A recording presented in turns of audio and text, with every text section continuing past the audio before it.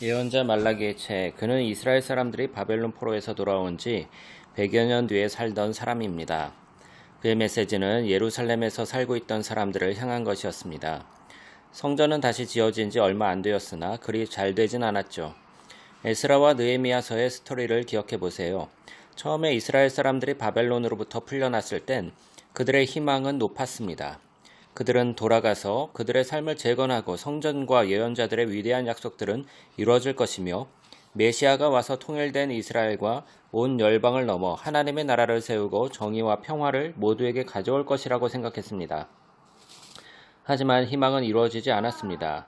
도시로 돌아온 이스라엘 사람들은 그들의 조상들처럼 빈부의 격차와 불의를 일삼아 하나님에게 신실하지 못함을 입증했습니다. 따라서 말라기를 보면서 우리는 이 새로운 세대가 얼마나 부패했는지를 알 수 있습니다. 말라기는 논쟁 시리즈로 구성되어 있습니다. 대부분의 섹션들은 하나님께서 무언가를 주장하거나 혐의를 고발하며 시작합니다. 그리고 나면 이스라엘은 동의하지 않거나 하나님의 진술에 질문합니다. 그러면 하나님은 응답하거나 최종 발언을 이야기하죠. 이 논쟁은 6번에 걸쳐 일어납니다. 처음에 3번의 논쟁에서 하나님은 이스라엘의 타락을 드러내고 마지막 3번의 논쟁에서 그들의 타락에 대해 정면으로 맞섭니다.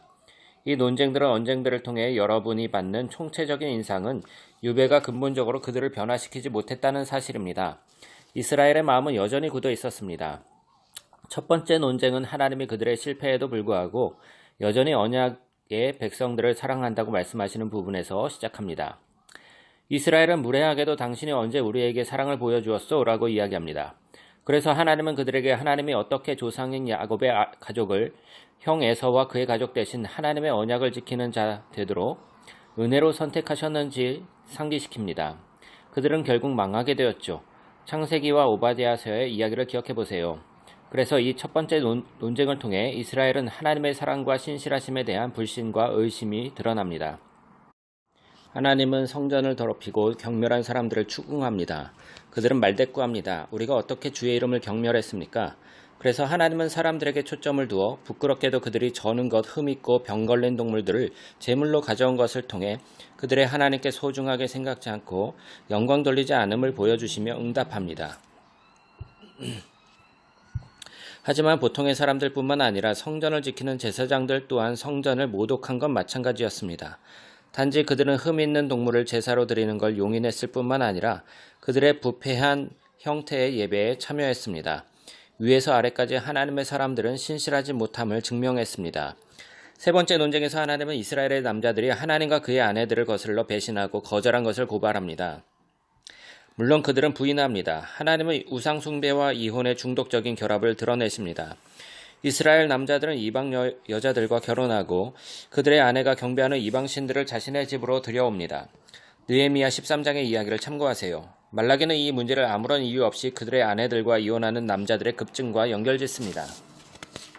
사람들은 모두 괜찮다고 생각합니다. 말라기는 아니야, 이건 너희 하나님과의 언약을 배신하는 것이다 라고 말합니다.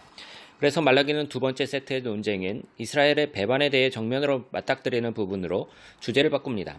네 번째 논쟁에서는 이스라엘 사람들이 하나님의 고발에 대해 하나님의 정의가 어디 있느냐고 부인하며 시작합니다. 그들은 불의와 타락이 가득한 것에 대해 하나님이 아무것도 하지 않는다고 본 거죠. 하나님은 주님께서 돌아오시는 주의 날에 사람들을 준비시킬 메신저를 보낼 것이라고 말씀합니다. 그는 불과 같아서 그의 백성들을 정화시키시고 성적인 부도덕과 우상숭배 그리고 불의를 없앨 것입니다. 그래서 오직 신실하게 남은 자들이 그의 백성이 될 것입니다. 다섯 번째 논쟁에서 하나님은 백성들에게 돌아오라고 요청합니다. 백성들은 어떻게 해야 우리가 돌아갈 수 있습니까? 라고 대답합니다. 이에 하나님은 그들의 이기심에 맞부딪힙니다. 주님은 그들이 어떻게 수입 중 11조를 헌물로 드릴 걸 멈추게 되었는지 보여줍니다. 11조는 그들이 생산하거나 얻은 소득 중 이스라엘의 성전과 제사장들을 지원하기 위해 매년 기부하는 양을 뜻합니다. 11조의 규례는 토라의 각각 다른 부분에 배치되어 있습니다. 우리는 말라기와 느헤미야서를 통해서 백성들이 그들의 책무를 거절하는 모습을 알 수 있습니다. 그래서 성전은 절망에 빠집니다. 그래서 하나님은 그들에게 맞섭니다. 하나님은 그들이 주님께 신실할 때 복을 쌓을 것이 없을 만큼 그들에게 주시길 원한다고 말씀합니다.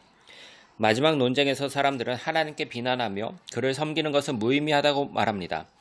그들은 사악하고 교만한 자들의 인생에서 성공하는 것을 보고 하나님이 아무것도 하지 않는다고 말합니다. 이 책에서 처음으로 응답하게 되는 하나님의 응답은 연설이 아닙니다. 그보다도 주님의 응답은 이스라엘에서 주님을 경외하는 남은 자들에 대한 짧은 이야기로 되어 있습니다. 70년 동안 성전 파괴로 인해 울며 금식하던 이스라엘 몇 사람들이 와서 질문합니다. 그들은 함께 모여 어떻게 주께 영광 돌리고 섬길지에 대해 이야기하기를 좋아합니다. 이에 하나님은 기념책에 이들을 기록하라고 명령합니다. 그래서 그들은 하나님의 약속과 인격을 기억하고 그 책을 읽을 수 있습니다. 말라기는 여기에서 그 기념책에 거룩한 선물로 비춰지고 있습니다. 어떻게 그들이 과거에 하나님이 하신 일을 기억하는지 우리에게 미래에 대해 희망을 품고 신실함을 갖도록 인도하면서 이 책의 결론으로 이끕니다. 네 번째 논쟁에서 책은 주의 임하시는 그날의 형상을 다루며 발전합니다. 자, 여기에서 이러한 의문이 듭니다. 하지만 거기에 끝나지 않고 더 나아갑니다. 하나님은 정화시키는 심판의 날을 정하시고 그날에 그의 백성들 중 악한 자들을 불태울 것이라고 말합니다. 하지만 결론에서 추가되는 것은 신실하게 남은 자들의 미래입니다. 그들 덕분에 주의 날은 나쁜 징조가 아닙니다. 그들이 바로 기쁨을 주는 이유입니다. 이는 공의로운 해가 떠올라 치료하고 생명과 미래에 대한 희망을 가져다 주는 것 같습니다. 그렇게 말라기의 논쟁은 막바지에 이르지만 아직 이 책에서 더 다루어야 할 것이 있습니다. 마지막 세 구절은 논쟁에 대한 부분이 아닙니다. 실제로 그 구절들은 종교를 가져오며 끝맺는 부록과 같은 기능을 합니다. 말라기뿐만 아니라 토라의 전체 모험들과 선지서들에서도 그렇습니다. 첫째로 독자들은 내종 모세의 토라 또는 율법을 기억하도록 요청받습니다. 이는 토라의 이야기와 언약의 법을 생각나게 하며 당신은 성경 중 모세오경에서 이 내용들을 찾을 수 있을 것입니다. 그리고 우리는 선지서들의 책의 요약을 듣게 됩니다. 나는 주의 날이 오기 전에 선지자 엘리야를 보낼 것인데 그가 하나님 백성들의 마음을 회복시킬 것이다. 이 결론은 토라와 선지자들을 마치 통일된 스토리로 요약하며 그 스토리를 미래로 이끕니다. 이스라엘은 하나님에 의해 구원받았으나 그들은 굳은 마음과 반항으로 토라의 법을 어기며 배신합니다. 그러나 성경은 미래의 날을 예견하는데 그때 하나님이 새로운 선지자 모세와 새로운 엘리야를 보내어 하나님의 백성들을 회복시킬 것을 약속합니다. 신명기와 예레미야 그리고 에스겔서에 있는 모든 약속들을 기억해 보세요. 그렇게 끝맺는 부록은 성서를 신성한 선물처럼 주어 읽고 깊이 생각하며 기도하라고 제시합니다. 말씀은 인간의 상태와 우리의 죄로 인한 이기심에 대해 진실을 이야기합니다. 그러나 말씀은 또한 하나님의 약속으로 언젠가 그날의 메신저를 보낼 것이라고 알립니다. 또한 하나님이 직접 나타나 악에 맞서 그의 백성들을 치유하고 그의 치료하는 공의를 가져올 것이라고 약속합니다. 이것이 말라기와 토라 그리고 모든 선지서에서 이야기하는 미래의 희망입니다.